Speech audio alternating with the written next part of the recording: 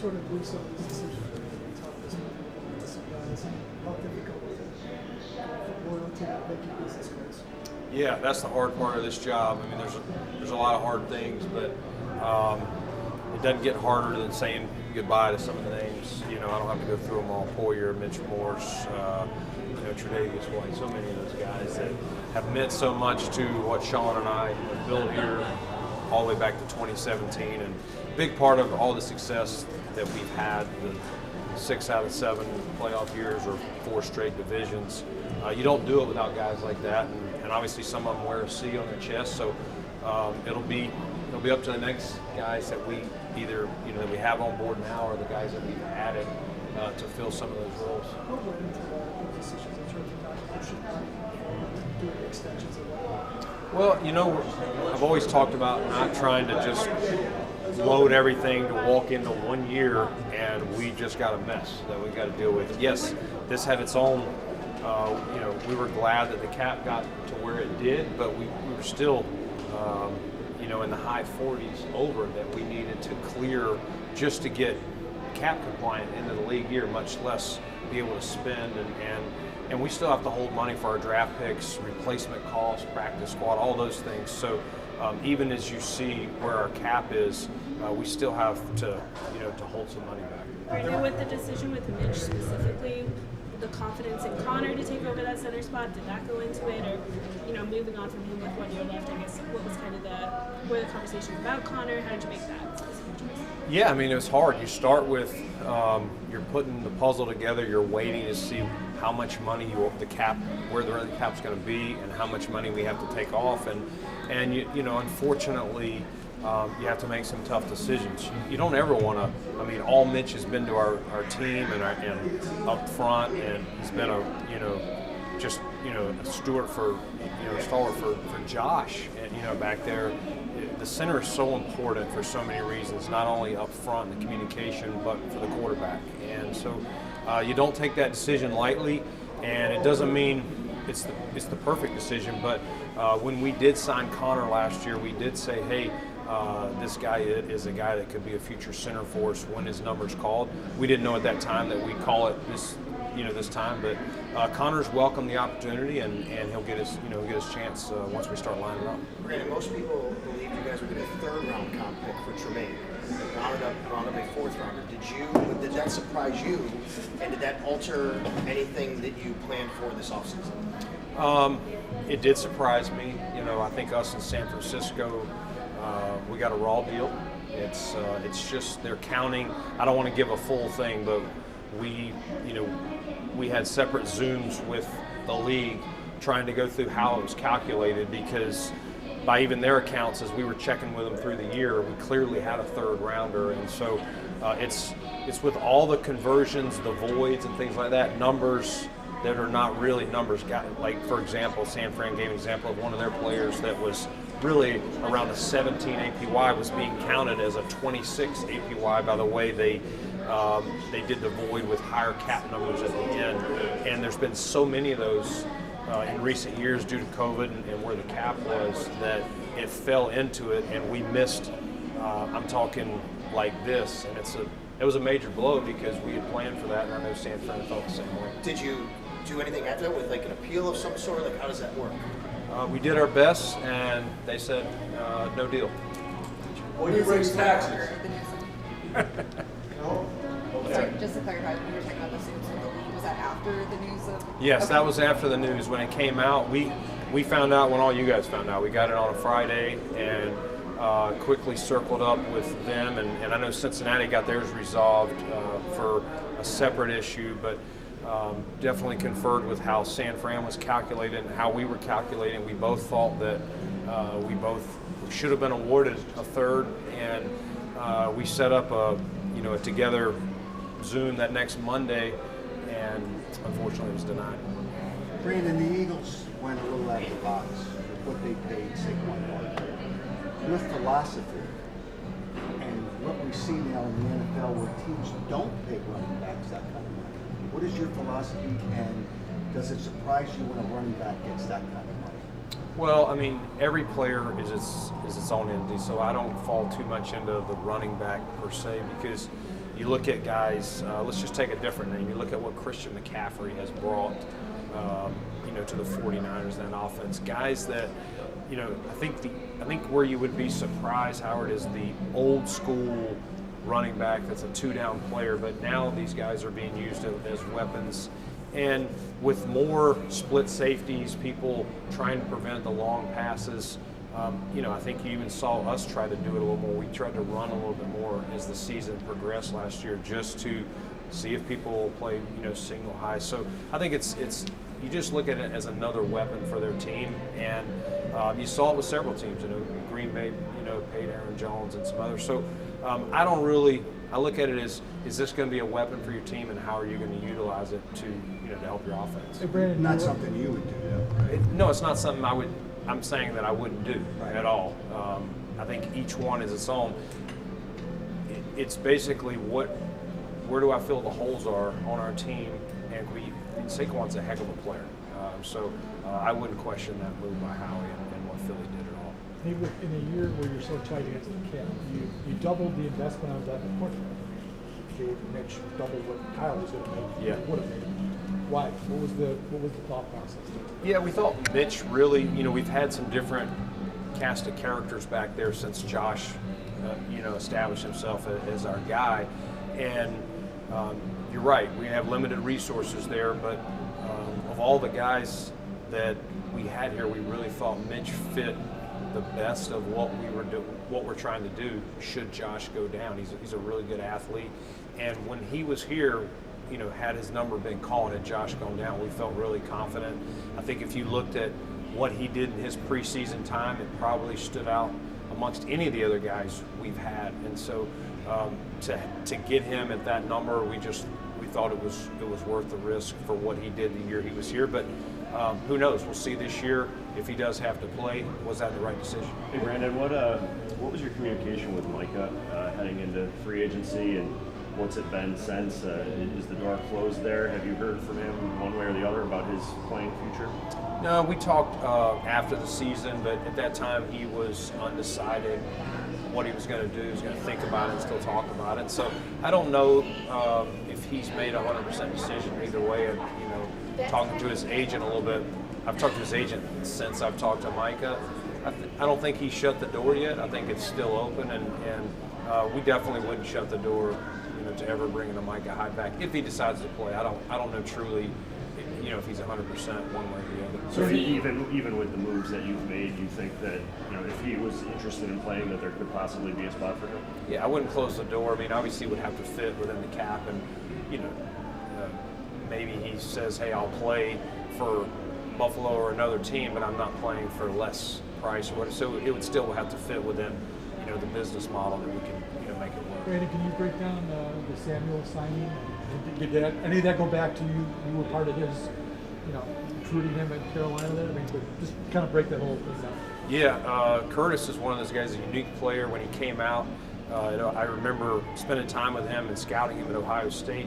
Guy that spent half the time in the running back room at Ohio State and half in the receiver room. And I remember questioning how he was able to do that. And he's obviously smart to be able to do that. And so that was the last draft. I was in Carolina, and we took McCaffrey 1 and him 2, and we were just thinking, like, man, you get in the huddle with those guys, you really could line one up the backfield, one as a receiver, and you're just giving defenses different problems to deal with. And so what gave me confidence to bring him here was talking to Joe Brady, and he had his best year with Joe, and Joe saw what he could do and really play to his strengths. And so we see him as a guy that yes, could be in the backfield, could line up at receiver, gadgets. He can be a returner for us. He can stretch the field vertically, just not a traditional just line up out wide receiver or line up in the slot. We think he'll play outside, inside, backfield. Just give Joe a lot of versatile ways to use him, really. Hey, Brandon, with the players you've added in this rookie side,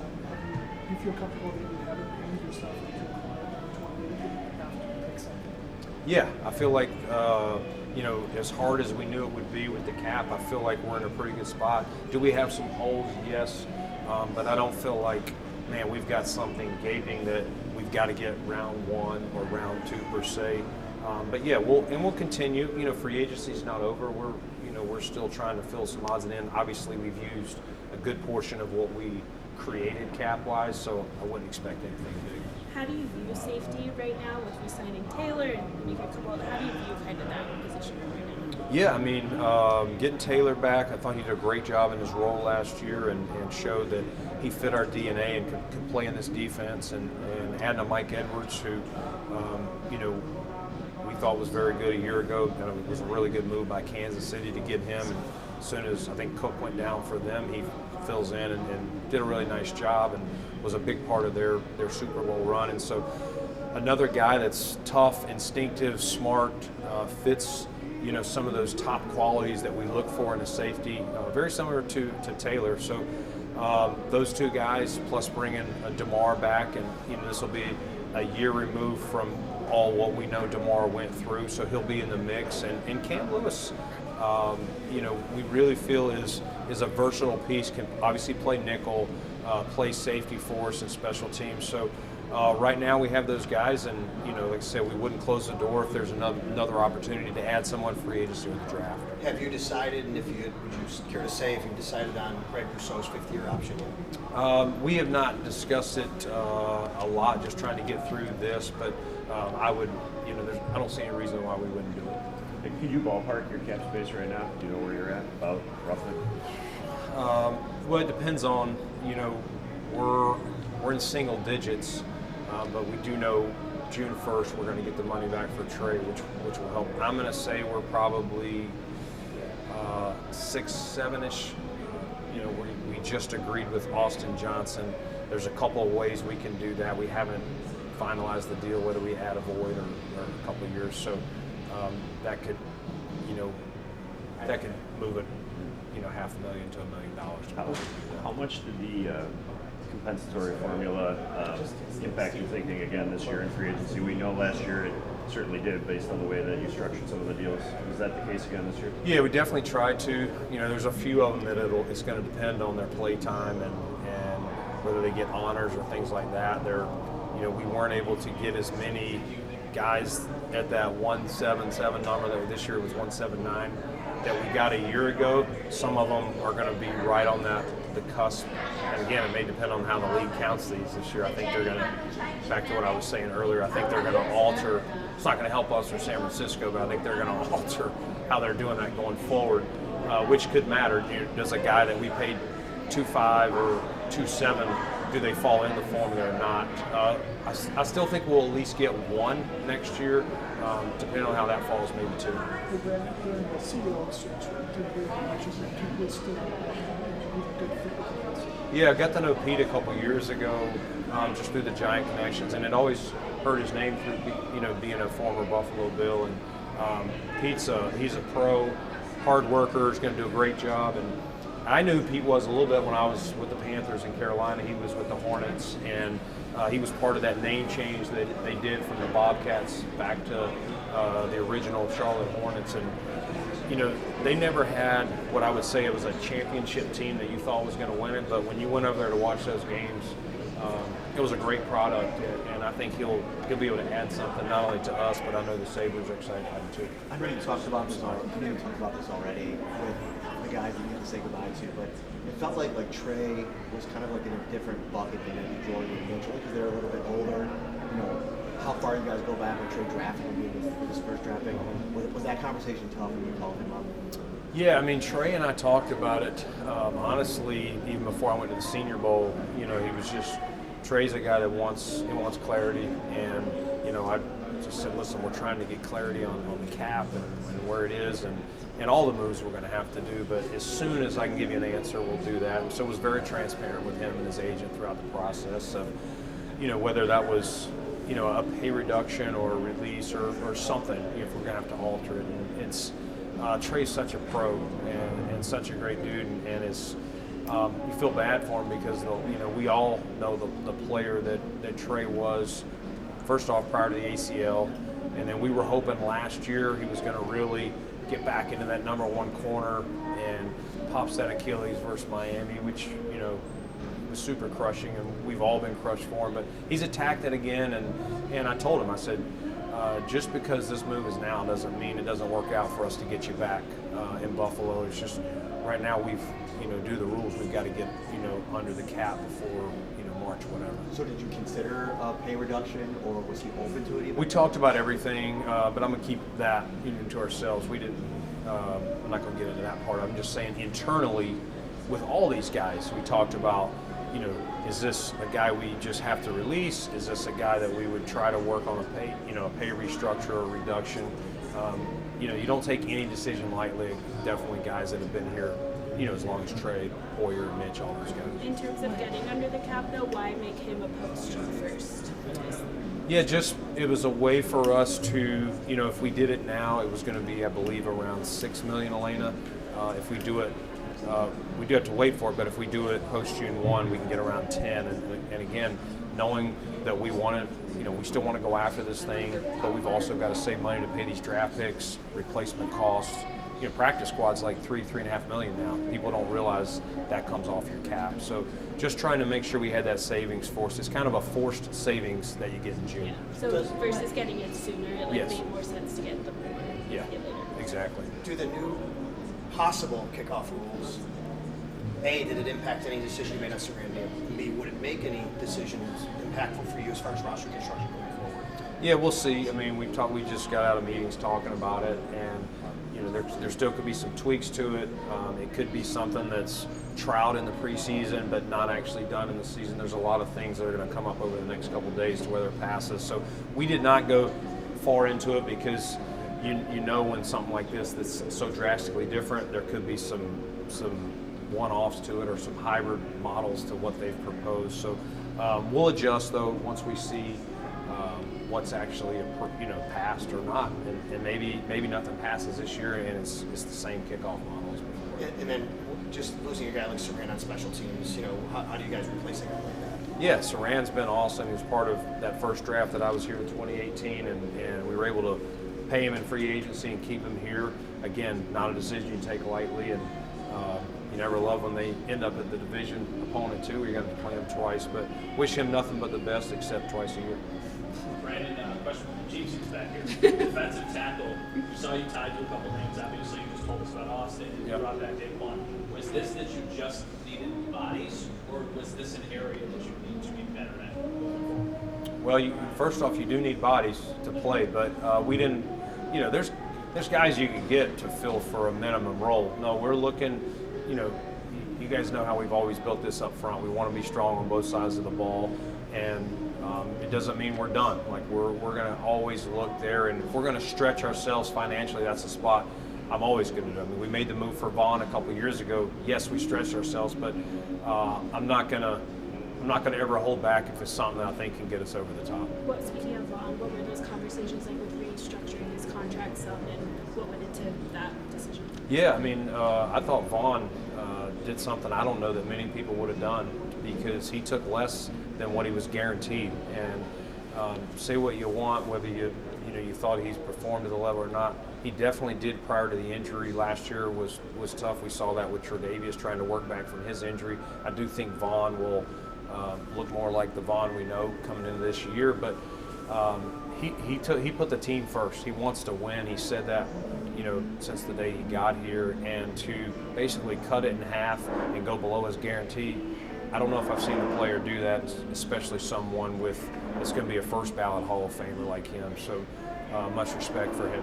Was that something you brought to him, or how did that conversation kind of? Yeah, it's one of those things we preliminary discussed with his agent, but ultimately Vaughn and I got on a call and we talked through it, and again it was a great conversation, very typical of Vaughn. Just yes, he's going to look out for his best interest, but Beane, I just want to win, and I'm here to help the team. Was he more involved than a player usually is in those discussions, or was it kind of standard?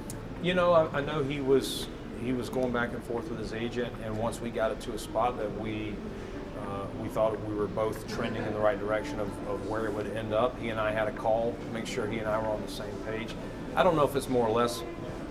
There have been pay cuts before where it was only through the agent that we worked, and then the player got it signed. But this was one of those ones, the relationship that we have with Vaughn, that I just thought was very important at some point through this conversation for he and I to have that dialogue.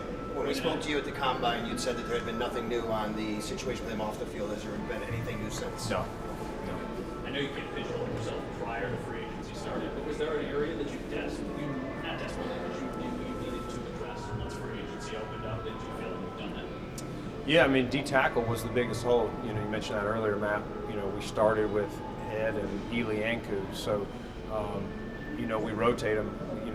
We kept 5 last year, so starting with that, we knew was a major hole, and that's a highly paid position, a highly sought after position. So knowing our cap situation, it's not like we could be paying on the high end, but we were involved in a lot of those, and ultimately we're happy with where we're at and the guys we've ended up starting with getting Daquan back. And what do you think Austin brings to your team? Because obviously Bills fans are very familiar with Daquan, but Yeah. Austin was another guy that I know was pretty highly sought after. Yeah, I think Austin coincidentally played at Penn State and went to the Titans. So he and Daquan, and I know Daquan broke the news whenever that was yesterday, his next life. But I think they have a very similar skill set.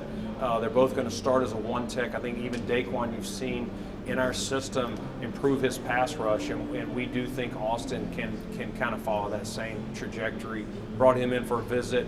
Great young man. He talked about the importance of a winning culture, winning team, and obviously Daquan was helping sell our situation. So we're excited to get him and hopefully get that signed at some point this week. Hey, Brandon, what's the toughest part when you look at receivers in the draft, evaluating if they're a fit for what you guys want? Yeah, I mean, you got to be smart, and you want to be versatile.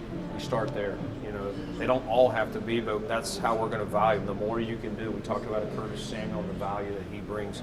The more ways that we can line you up in different spots, whether you're inside, outside, are you smart enough to play more than one spot? Those are high value things that, in this offense that we think are very important. And then obviously you got to be able to catch the ball and rack, red zone. What is your skill set? Does it offset what we already have, with the guys that we have? Given Joe Brady, just like we talked about drafting Kincaid last year, like giving Joe Brady another weapon, another piece. Yes, we had Dawson Knox, but Kincaid does certain things that maybe Dawson doesn't do, and there's some things that Dawson does that maybe Kincaid doesn't do. So just always looking for how we can attack defenses and giving Joe as many options as possible. You were able to keep AJ and Daquan, but not Gabe. Can you kind of take us through that and how all that played out for you, unfortunately, seeing him go? Yeah, I mean, it's very similar to, you're talking about losing some of the guys that we had to release. In some ways, you feel like you had to release them, and no different than Tremaine a year ago. The business is the business, and you can't retain them all. But man, Gabe Davis, for what he did, as a 4th-round pick to come in here and play so much early, even though he didn't start, he made big plays. You go back to that Indianapolis game. If he didn't make some of those plays, and I'm talking about the 2020 COVID playoffs, if he didn't make some of those sideline plays before the half, I don't know if we win that game. And obviously the Kansas City game, everyone remembers in the playoffs, but the guy made a lot of great plays for us. And he's one of those guys we'll continue to follow and root for other than when we're playing him, and you never know. But just for him to earn by his 4th year the C on his chest tells you what we thought about him. He said he was going to be more involved. Yeah. What do you see kind of his path? Yeah, glad that we were able to extend him and what he's brought to this to this defense and this team. The nickel position. He was rewarded with the honor this year, a 2nd-team All-Pro, and we feel like it's been warranted even before now. But it was nice to see him get that, and glad we were able to work out the deal to get him extended, knowing some of the names that may not be in our secondary next year.